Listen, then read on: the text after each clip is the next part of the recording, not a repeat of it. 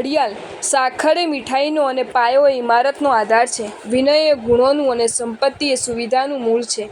આત્મા એ શરીરનો અને ધન એ જીવનનો પ્રાણ છે.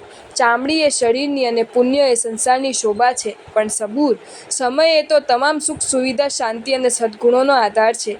અલબત્ત એ સમયને દર્શાવવાની જવાબદારી ઘડિયાળે સ્વીકારી છે.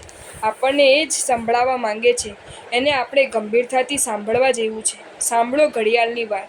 દોસ્ત, તું મને જેટલો પ્રેમ કરે છે એટલો પ્રેમ સમયને કરે છે ખરો? તું મારી જેટલી કાળજી કરે છે એટલી કાળજી સમયની કરી છે ખરો?